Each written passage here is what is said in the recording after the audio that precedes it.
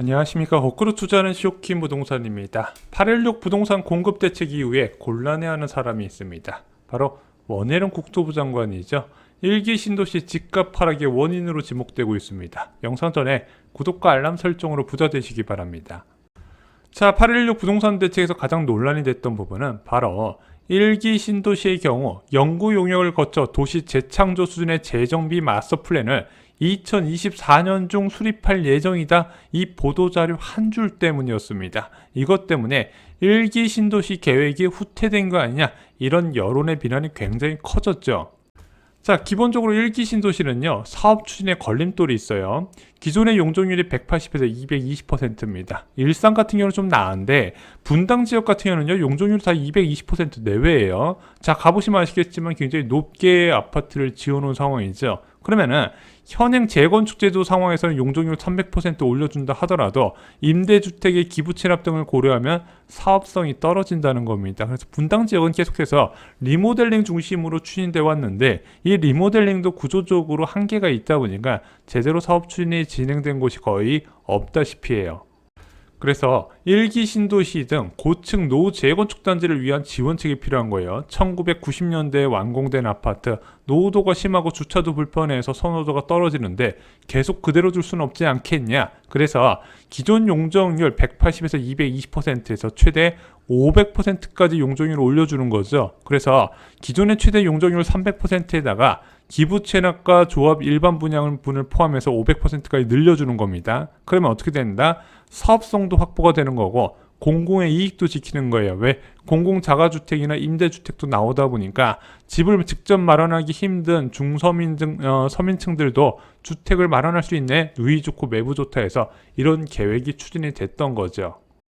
이런 특별한 정비사업 모델은요, 법률이 뒷받침이 되어야 돼요. 그래서 국회에서 통과가 되어야 진행이 가능한 겁니다. 그래서 이번 보도자료에서 나왔던 1기 신도시 마스터 플랜 2024년 중 수립하겠다고 밝힌 것은 아까 말씀드렸던 재건축을 현실적으로 하기 어려운 지역의 재건축 활성화 정책을 마련하겠다. 그것을 법적 토대까지 마련하겠다는 게 2024년까지라는 거죠.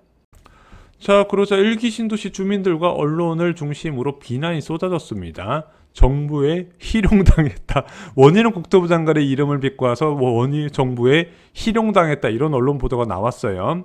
자, 뿔난 1기 신도시 주민들 공약 정상화 촉구 나와서 원현미 위한 놀랄 것 없는 변명. 자, 이렇게 직접적인 국토부 장관을 지명한 비난이 쏟아졌거든요. 자, 왜냐면은 윤석열 정부 출범 즉시 1기 신도시 특별법을 진행할 것이다. 이게 선거 과정에서 굉장히 많이 나왔던 이야기인데 2024년 시행이라니까 이게 조금 이 1기 신도시 주민들 입장에선 답답할 수 있다는 거죠.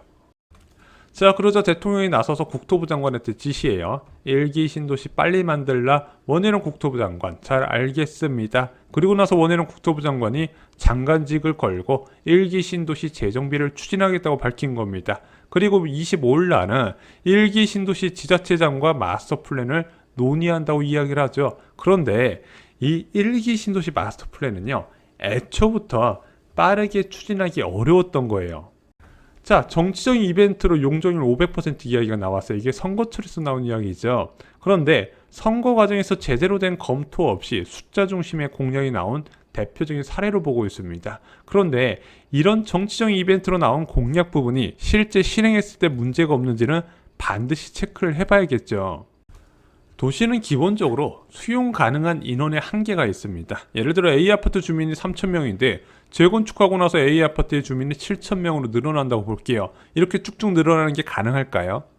불가능하다는 거예요. 왜냐면은 교통이나 교육이나 인프라는요, 이 A아파트 주민 3,000명일 때 설계가 돼 있기 때문이죠. 그래서 예전부터 국토부 장관이 취임할 때부터 1기 신도시 용적률 500% 있을 수 없는 일이라는 게 바로 이런 것을 기반해서 나왔다는 겁니다.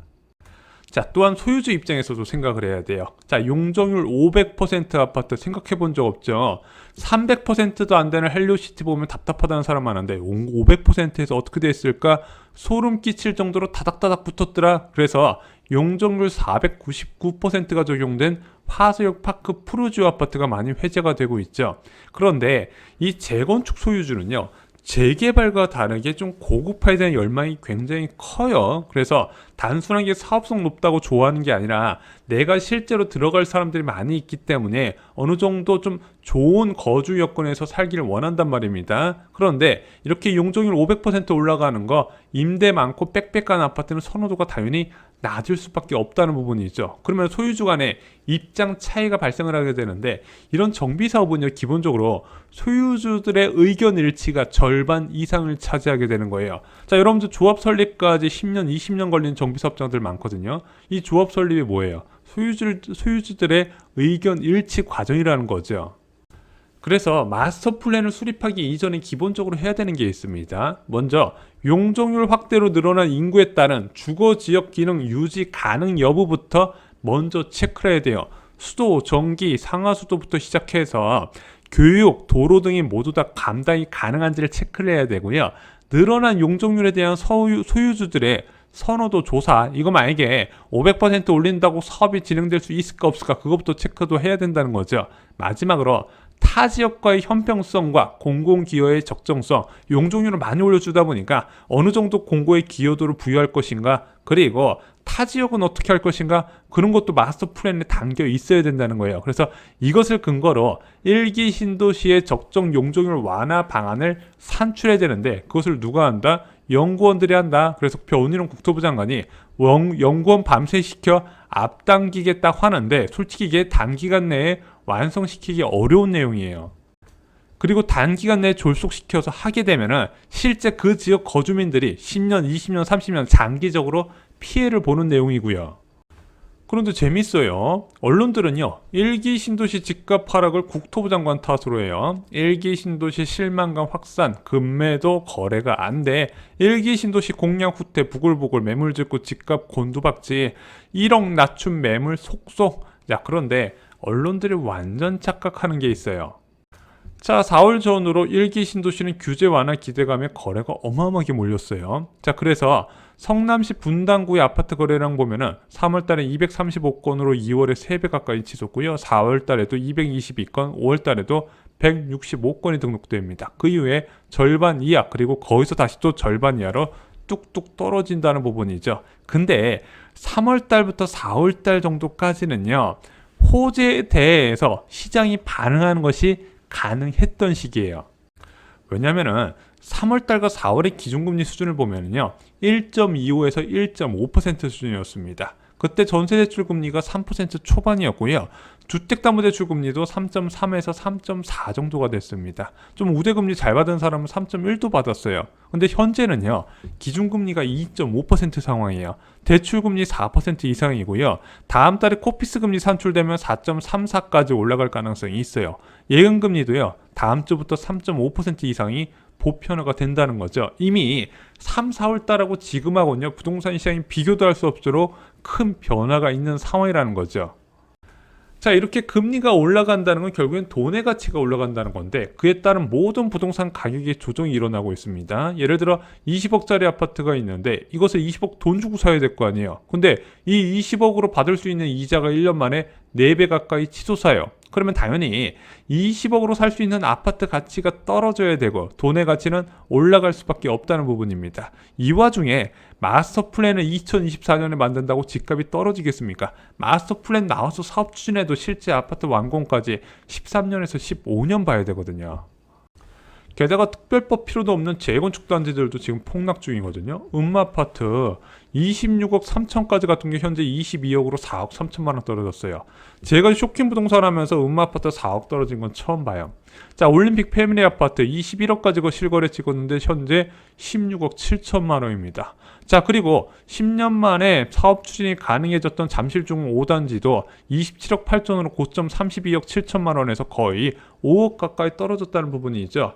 여기뿐만 아니라 이미 착공 직전, 거의 사업 막바지에 가 있는 착공 직전의 재개발 단지 입주권도요, 초초급매가 넘쳐나고 있어요. 이런 상급지들이 폭락 중인데 1기 신도시 재건축 가능 법률이 무슨 의미가 있겠냐 이거죠. 자, 우리 한번 생각을 해보겠습니다. 김영미 국토부 장관이 매년 재건축 규제를 쏟아냈어요. 왜냐면 집값 오를 때 재건축부터 튀어 올라가니까 맨날 재건축부터 두드려 잡는 정책을 8.2 부동산 대책, 9.13 부동산 대책, 12.16, 7.10, 6.1 대책 다 쏟아냈거든요. 집값 어떻게 됐어요? 문재인 정부 출범했을 때 16억 6천에 했었던 잠실주공 5단지 2021년 11월에 32억까지 딱 두 배로 뛰게 됩니다. 아무리 규제를 강화한다라도 시장 유동성이 풍부해서 사람들이 사고 싶어하면 어떤 수를 사더라도 비싸더라도 사게 된다는 거죠. 그래서 저희가 여러 차례 말씀드렸던 게 규제가요, 급격한 금리 변화를 이기지 못한다는 거예요. 자, 그래서 언론과 전문가들이 자신들의 주장이 틀린 것을 특정 인물에게 뒤집어 씌우는 것으로밖에 안 보인다는 거예요. 제가 원희룡 국토부 장관 편을 들자는 게 아니라 시장 흐름 자체가 금리에 너무 밀접하게 연관이 되는데 그 원인을 무시하고 자꾸 사람 탓을 하는 사람들이 전문가나 언론들이 많이 있다는 부분이죠. 자, 왜냐면은 불과 올해 1월, 2월까지만 해도 서울 지역은 공급이 부족하기 때문에 집값이 항상 오른다. 공급 부족론이 대세였어요. 그리고 이런 공급 부족론 상황에서 1기 신도시는 향후 최고의 호재가 있는 지역이 돼서 강남 재건축과 1기 신도시를 투자 추천하는 전문가들과 그런 전문가들의 의견을 언론들이 대서특필을 했었죠. 문제는 지금 대출금리가 4% 넘는 상황에서 이런 작은 호재로 수요가 늘어나기 어려운 구조라는 겁니다. 전세 가격이 뚝뚝 떨어지고 있잖아요. 일산 신도시든 평촌이든 그리고 분당이든 모두 다 지금 주변에 입주 물량이 늘어나면서 전세 가격이 빠지는 상황이라는 거죠. 그래서 이런 호재들의 빛을 발하려면요, 기본적으로 금리 흐름이 우선적으로 바뀌어야 된다는 거 다시 한번 강조를 드립니다. 금리 흐름이 바뀌게 되면 그때 호재를 분석해서 어느 지역이 더 빨리 더 많이 오를지는 제가 더 자세하게 그때에 대해서 말씀을 드리겠습니다.